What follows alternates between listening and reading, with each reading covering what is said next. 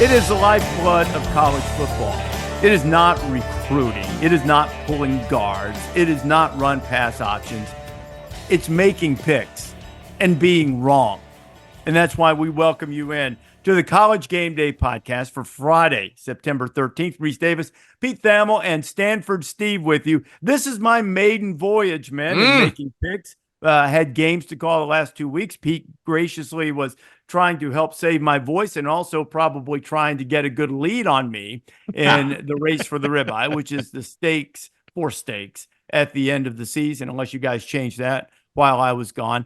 Pete's over 500. Steve, you've been crushing it now that we've dispatched the fridge on the College Game Day show, and we actually have you with some high-powered, newfangled electronics and a board and an iPad and all kinds of stuff there. You are crushing it there. But I'm looking at this email from our great producer, Adrian. It seems as if you're off to a tough start in making picks in these games. Is that true, and why is that so? Last week was not the week to take all underdogs, Rece. It did not go very well. Bad beat in there too with Arkansas, but all credit to the man that's the leader. He's been working all off season about getting this darn steak. So congrats to Pete. I don't think we're getting out a title yet though. So long season. It's early, but if you want to concede and buy me a ribeye at Hall's Chop House in Columbia on Thursday night, I will not impede your concession speech. If you just want to say you are so far ahead, I have no chance to catch up, and the good people at Hall's would provide a nice medium rare cut for me. Okay, how about this? I'm happy to buy you the steak, but in no way, shape, form, or fashion should this be misconstrued as any type of concession on the part of Steve or me. Right, Steve? Fair enough. Correct.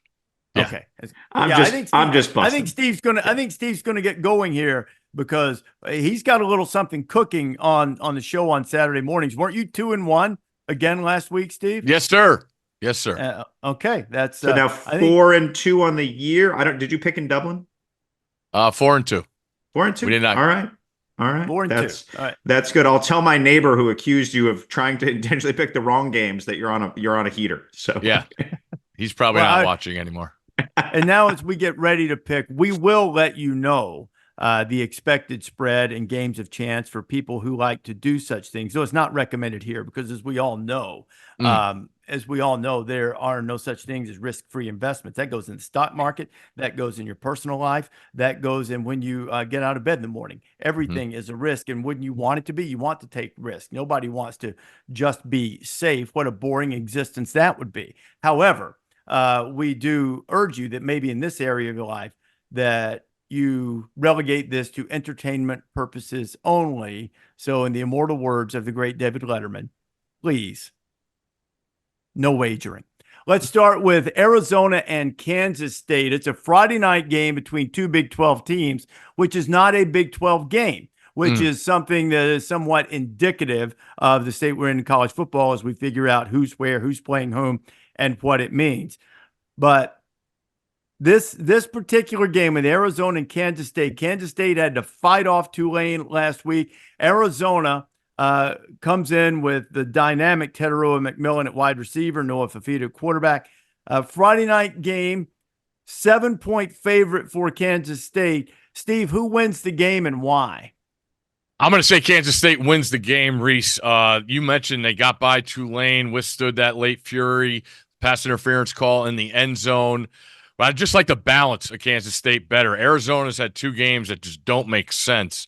0 defense in the first week and just a sloppy, maybe look-ahead spot last week. They are 2-0. I'll give them the credit with naysayers that had them struggling this year with a new staff, new coach. I do think the world of Coach Brennan, but I think the defense is a problem here for Arizona. They're going to score.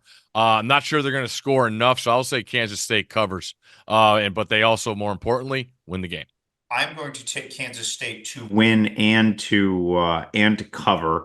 I just feel like Arizona's been a little bit inconsistent. They got an eligibility issue looming with their starting tailback. Even that New Mexico game, they hung 62. That was kind of a game like at halftime.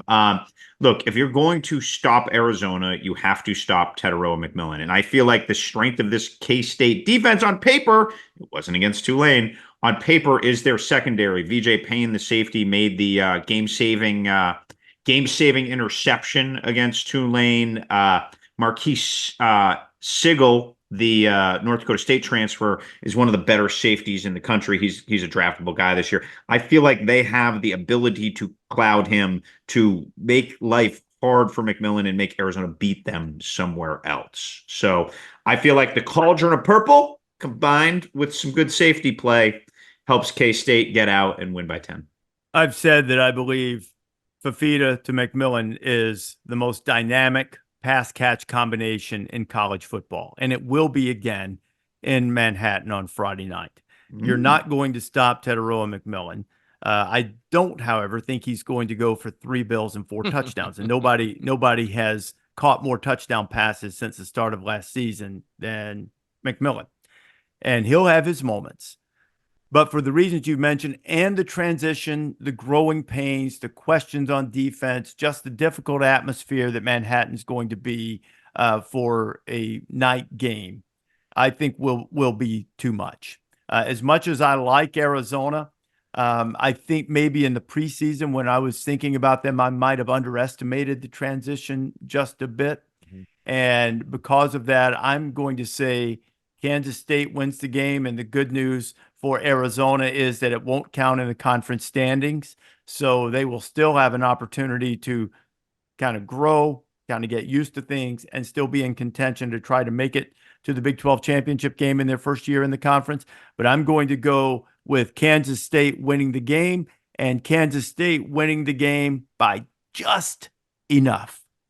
Next game on our list is LSU South Carolina. College GameDay will be there, an unexpected trip, at least in the preseason there, thanks to Cocky's tremendous performance in Lexington last Saturday afternoon, in which they just dismantled the Wildcats of Kentucky and set up this game against LSU, which, as I said on a podcast earlier this week, Pete, I think carries great significance for LSU because it already has a loss.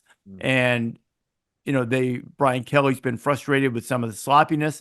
They haven't run the ball for a touchdown yet. Bill Connolly pointed out earlier this week because they're not trying to run this that much. John Emery got hurt, who was not in the preseason thought to be a guy they were going to rely upon, but he ran the ball with great fire and passion when he had his opportunities against USC, and now they don't have him. Nussmeier, on the other hand, has been terrific. And you go against a South Carolina defense which has wreaked havoc. That is a game in which LSU on the road is favored by a touchdown. Who wins the game, Pete, and why? How are you stacking that one up? So for those who like games of chance, not you, Rece Davis, I know. No, I don't believe there's no such thing as risk-free investment. I really like the over-under in this game, just that an observation, 50.5. South Carolina is a good defense. I have a hard time seeing LSU roll in there and throw it 55 times, right? From a philosophical, how do you go win the game standpoint. So I feel like this game is a bit of a slog. I think LSU wins and South Carolina covers. I think we're looking at like a 17-13 kind of a game here. And don't underestimate that crowd. They have showed up and watched a lot of bad football. Here's a chance for some actual hope at South Carolina. I think they'll be rocking. I know everyone saw the final score of South Carolina, Kentucky, and watching it back, Kentucky had success running the football inside. They got caught with some penalties. They got caught behind the sticks. Most importantly, they got caught in a lot of predictable throwing situations, and that's where South Carolina really went after them and showed their ability they have with the talent on the defensive line. I love this spot for LSU. People talk the lack of rushing touchdowns. You have a very good offensive line that still has a bad taste in their mouth from the USC game. They didn't play well. They're All-American, had false start penalties that cost them situations.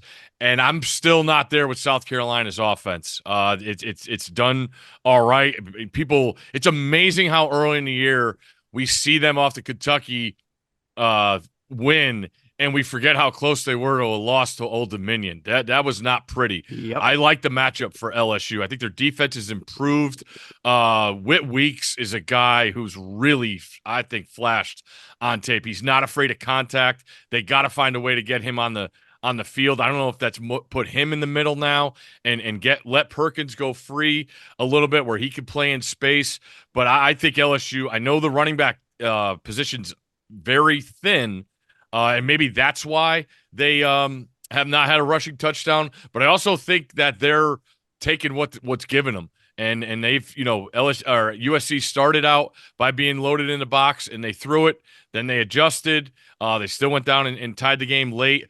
I just think this LSU offense is very, very capable. I get it's going to be a tough atmosphere, but I think they dictate it, and I like LSU by double digits. I'm with you, Steve. I like LSU big in this game. Because I think that LSU's, first of all, a couple of things. LSU's offensive line will be hearing about Dylan Stewart and Kyle Kennard all week. But the other side is where I have my concern for South Carolina. The Gamecocks have given up the second most negative plays in the nation. LSU and the new defensive scheme and strategy and belief system of Blake Baker, their new defensive coordinator, is to do just that.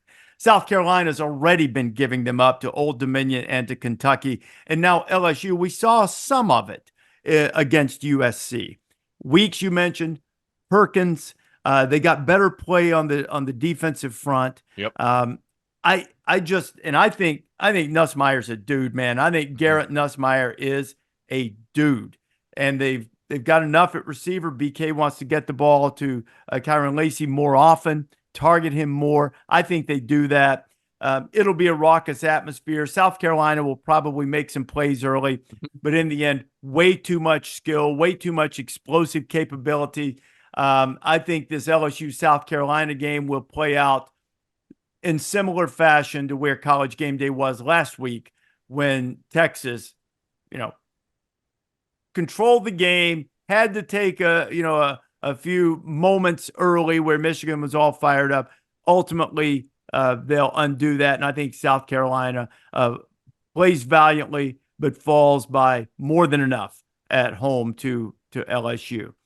The Next game, boat race. I like it, Rece. I like well, it. The conviction. Yeah. He called it last week. I called it last week. Nope. So I'm fair. going right back to the well. Going right back to the well. I liked ending the show with that too. A lot of the firmness. Well, yeah, that was Herbie tried flipping the script on you, and you just gave him the business. We got to make sure that gets revisited. He thought he might go. He thought, here comes the host, Joe Hem and Haw. I'm like, yeah, no. The way it was fun. It was fun living in their world for about 20 seconds and setting up with the old switcheroo. Thanks for asking. I picked Michigan to win the national championship before the season last year. Rotator cuff torn, patting myself on the back, and then saying, "This ain't last year." They're about to get drilled. Good on you. And so I think it'll be similar. I think South Carolina. I think Shane's a good coach. Good team, not enough offense. And against LSU, you're going to have to score. They're going to score. I love the defensive ends too for South Carolina. I expect LSU to run right at them. Even if they do, they just haven't done a lot of that yet. Steve. We'll see if they're able to with Josh Williams and see if they rely on him a little bit more as well. Also, less tailbacks, LSU or Texas. LSU, I think. Who has what now? Less tailbacks. Oh, yeah. Texas lost 2, maybe 3. Texas has 3 scholarship. I'm not sure where LSU is, but they're like in the neighborhood. They're about that. I think they're right in that neighborhood too. Yeah. So especially after losing Emory. Other game that will be played at noon, a rare meeting between the SEC and the Big Ten as Alabama goes to Camp Randall Stadium to take on Wisconsin. Alabama, a big favorite in this game. 16 points is spread. Who wins the game, Steve? Alabama or Wisconsin? Alabama's going to win, Rece. Looking at this matchup, I think there's a lot to see here. When you watch Alabama, the offensive line is not what they were. I think it's not even close to what they were hoping it was going to be going into the season, right? Proctor gets hurt before the first game. There was issues last week. You saw Booker at tackle. Pete Proctor prognosis. I will be checking in on that later in the week, I figure but that's not going to be known. Yeah. yeah, I wouldn't count on him in your pick. Let's put it that way. Got it. From now they've said day to day, but I wouldn't count on him. He'll be back this year.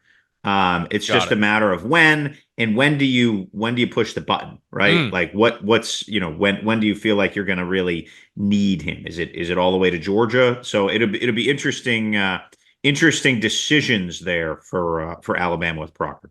Yeah, and hearing Coach Saban talk earlier in the week, he thinks the world of Luke Fickell as a defensive coach. Referenced that playoff game where Cincinnati gave them a lot of problems. But going back, Cincinnati had some NFL guys on that defense, and I'm watching Wisconsin on tape.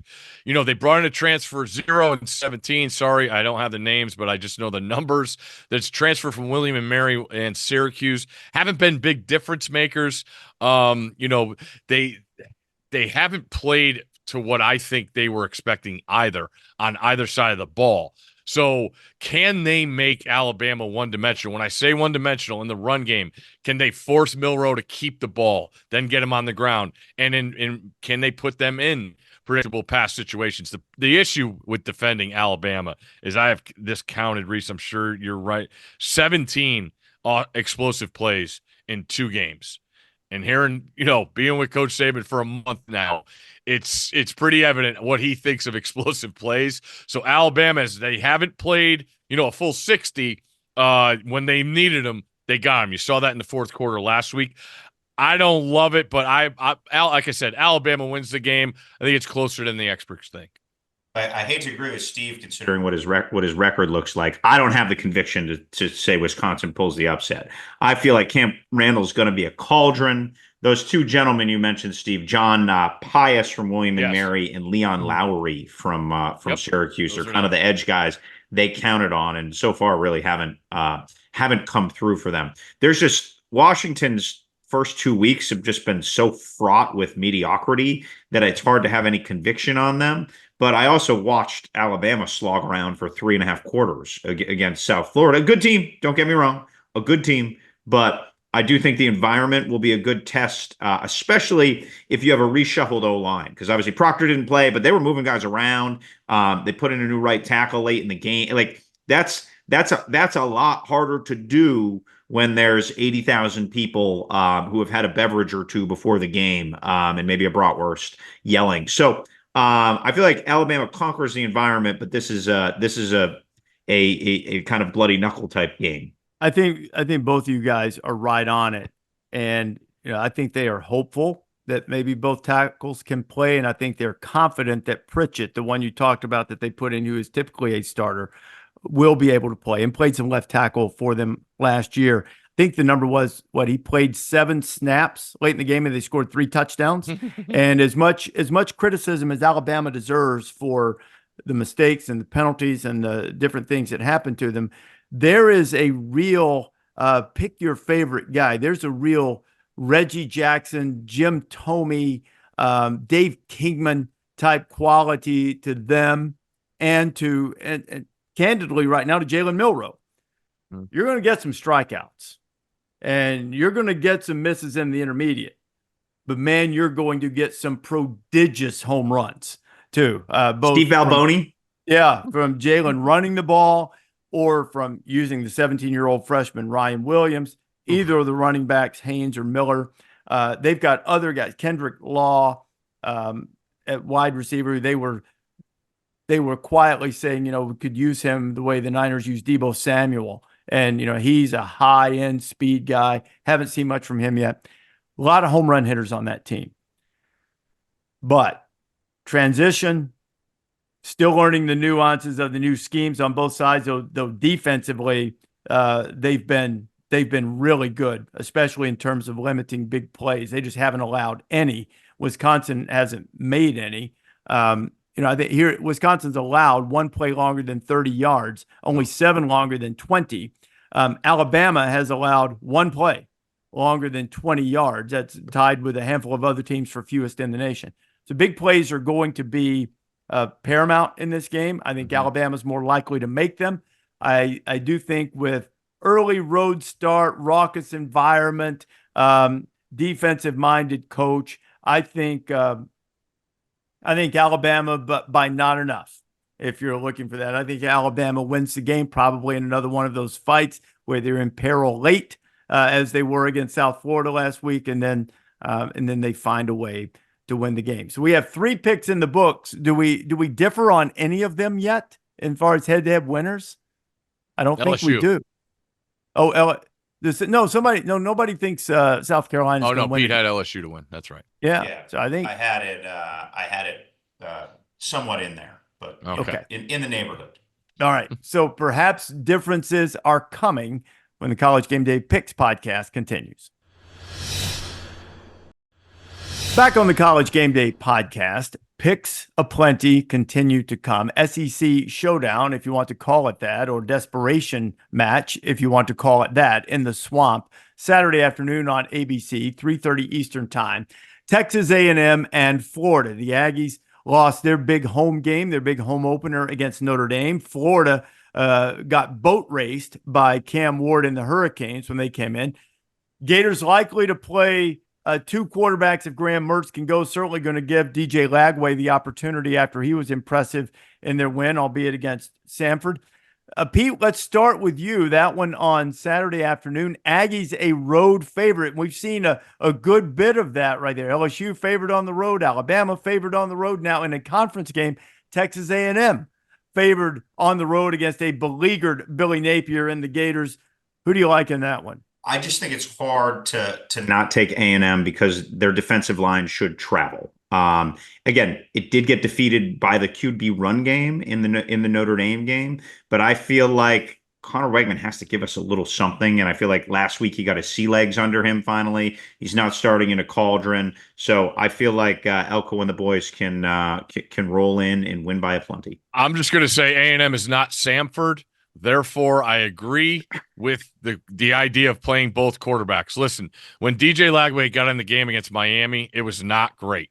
And you could say it's mop-up time, but that's a formidable opponent. Last week, he was great.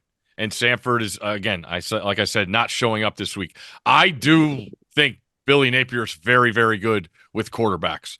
And I think they'll be set up here. And that's why I think he needs to play Mertz, because of what, that whole week before Notre Dame A&M, we talked about the capability of Mike Elko and his defense, the way he disguises things. I expect both quarterbacks to play. I'm just not there with A&M's offense. I think the O-line is in a rough spot. Wegman is not looked great, and that's most in part to what contributes to that, right? Bad offensive line play, lack of running backs and confidence and give the ball to, and they don't have guys that could separate at a consistent clip. So, again, I'll go with the Gators here at home. I say they win the game. Wow. I'm gonna go with Texas A&M to win the game because I do think that maybe because of the lost momentum, people aren't really giving Billy Napier his due as a coach. But you have to win. You have to produce results. I understand that. I think he's a good coach. Is it going to work there? I don't know, because I'm a firm believer, as I've said here and said on the show Saturday. I believe in what Lou Holtz pounded into my head for 10 years, and it makes sense to me. If you don't get it going by year 3, you're probably not going to get it going there. Doesn't mean you're not a good coach. Doesn't mean you won't have great success somewhere else. It just means that the circumstances are such and the negativity is piled up to the point that it's very difficult to generate the momentum needed to win at the level Florida would like.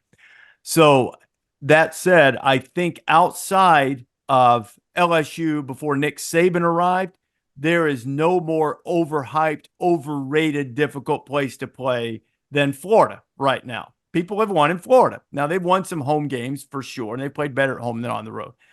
But I'm going to say that A&M goes in, wins a really, really ugly game, and gets out of there with a win. But for entertainment purposes only, if you like to play games of chance, I'm told a wise thing is often to take home dogs.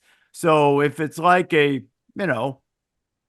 16-13 kind of game, you get the best of both worlds. I'm going to go A&M, but not by enough. Not by enough. Apple Cup is being played. One of the two prides of the Pac-2, Washington State going against Washington. Don't know much about the Huskies yet. A transition there as well. Jed Fish, everybody in the world left their roster, and obviously all of the coaching staff is gone.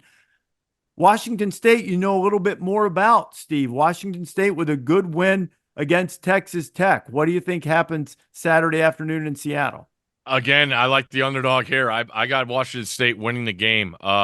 Everyone, we were in Ann Arbor last week, and we talk about the transition, right? The coaching staff, players, portal, NIL, players leaving for the draft. Which Washington lost more than Michigan, in my eyes. When you look at difference makers, you look at the defense, and I believe the little brother, big brother, analogy here is still in play, if not more. Also in the Civil War. These teams have had this thing circled and since the separation of the schools. But I look at Washington State, and that's a darn good, capable team. When you look at John Mateer and what he's done at the quarterback position, like I said, Washington is still in transition. There's pieces there, but I like the continuity of Washington State. I think they're plenty motivated. I got Washington State winning the game. Steve, I hope you picked that on the show because I am following you completely. I think Ben Arbuckle, the offensive coordinator at Washington State, has them humming right now. We talked this week about Bill, about John Mateer. I feel like Kyle Williams, the receiver for Washington State, has been an explosive player with a lot of high-end plays. I don't feel like from Washington yet we know we're going to have that same big play capability. This is a kitchen sink game for the offensive staff at Washington State. They are going to empty it. They are going to empty it twice. So I think they go into Husky Stadium and they come out with an outright victory. I think so too. And that scares me. Yeah, sure. It should. Absolutely. With our track record. And also, you never know what to expect in a rivalry game, period. So cliche, but there's so many points of data to back that up in this particular game. Even last year, when Washington was the vastly superior team, Kalen DeBoer called a play which had as one of the options for Michael Penix, flipping it on a reverse to Rome Odunze on 4th and 1 from his own 29 in a tie game in the final 2 minutes, and they did it. Odunze made a big play, and they kicked the game-winning field goal. You go back to Mike Leach's first Apple Cup. They were down 28-10 in the fourth quarter. They end up winning 31-28 in overtime. There have been snow games and memorable moments and origins for the term or the phrase "Cougan it," which means snatching defeat from the jaws of victory. So you're always a little bit afraid because with Washington State, it means everything, especially now with Washington leaving them behind, with Washington taking their athletic director, with them floundering about in the wilderness, looking for, the right conference affiliation for their future. And now the despised Huskies, if they could just get this win, if they could get this one and really stick it to them, it means everything. They'll talk about it forever. For Washington, even in its current state of rebuilding, this is one of those games where if they win, it's like, well, so what? You got to go to the Big Ten. You're supposed to beat, your cross-state rival. Of course you do. If they lose, they're going to hear about it forever. If Washington State can get to the point that they're applying that type of mental pressure to Washington late, it's advantage Cougars. If Washington State gets off to a tough spot, the desperation, I could see it unraveling on them. But I'm going to go with Wazoo, man. I'm going to say that Wazoo, not true road game, just home city. Seahawks, yeah. Yeah, it's at the Seahawks Stadium. So at least they're not in Husky Stadium with all of that noise cascading on them. Maybe there will even be, wasn't that the game where there was popcorn guy for Washington Sure State? was. Maybe somebody will be sitting in the stands and maybe it won't be empty. I don't think it will be by then. I think it's going to be relatively tight. I'm going to go Washington State with the outright win, and that will be a feel-good moment for the Cougs and one that the Huskies will have to wear for quite some time. Couple more rivalry games coming up that we will pick here on the College Game Day podcast. Backyard brawl time. West Virginia and Pitt. Age-old rivalry. Not sure how much longer they're going to play. Just play the game, guys. Figure it out. Great and rich history between the two schools separated by about 75 miles. You go back in the history. Do you guys know that there was a sign stealing scandal in this series? No. 1975, Chuck Clausing, West Virginia staff, went into Pitt's own house and stole their signals. He borrowed a 16-millimeter camera from a TV station, the flagship station of Pitt, told them something to the effect that he had a family reunion he needed to film, and they loaned him a camera. Then his son got a field pass for the Navy Pitt game and filmed the signals. Wow. Perhaps Connor Stallion's inspiration. Who knows about such thing? Bobby Bowden was the head coach at the time, and Bobby had a little reservation about using this because he wasn't sure if it was ethical. But then he asked the question that every coach ultimately asks in such situations: do we really need it? And the answer was yes, Bobby, we need it. And so he gave it the blessing. Did he say, do I have plausible deniability after that? Probably. So that's the second question most coaches ask. And then, according to the story, used him in a 17-14 upset that Bobby Bowden called one of his greatest wins and maybe his best one at West Virginia. History lesson now done, Pete Thamel. West Virginia or Pittsburgh on Saturday? Pitt's really an interesting team. Eli Holstein is now their starting quarterback. He was a five-star who went to Bama, came out of the gates, obviously, torched Kent, and didn't do much for a good 40 minutes last week against Cincinnati, and then stormed them all the way back. That's the new speed of Cade Bell's offense. You have to think they wore the Bearcats down a little bit. Will they be able to do that against West Virginia? I think no. I think West Virginia is going to be able to control this game on the ground. I think Pitt's defense is good, but I think West Virginia will be able to probe, push, and prod their way to grind out a win. And I think they do, for those interested in games of chance, cover the 2.5 on the road. So I do think it's going to be a great game. It is an even matchup. It is a great rivalry. Please, God, Ren Baker and the athletic director be named later at Pitt. Do not stop playing this game. Totally agree on that front for sure. I'm just still in awe. Pat Narduzzi team has thrown the ball 75 times in 2 games. 75 times in 2 games. But reading all that, I was excited to see it, man. Like this is the great thing with coaches adapting and giving up on old philosophies and read about Cade Bell and what he's brought to the table. It's as exciting as Pitt could be after 2 wins, the way they've won. But that gets me into the predicament of both teams coming into this rivalry with so much hatred, right? Pitt is coming in sky high. Great comeback win last week. And here comes West Virginia, who just got the air let out of the sails immediately in that game against Penn State. And now you got a rivalry game where the other team's getting all the shine and you got their attention right away. I love the spot for Neil Brown. I like the idea for him that it is on the road, for that aspect of having more focus for your team. And I as Pete said, I like West Virginia's personnel on defense, even though when you watch Penn State, it's like, what are we doing here, guys? The personnel better, and I believe the run game. I think Garrett Green adds something, too, in that run game, making that a 3-headed rush attack. So, again, I agree with Pete, and I'll take West Virginia minus the points and obviously win the game. I used my allotted time with story time from history. I'll make it simple. West Virginia wins the game. They run the ball, and they win by enough. So, and this is really important for West Virginia. Obviously, they can still win the Big 12. Penn State turns out to be really good.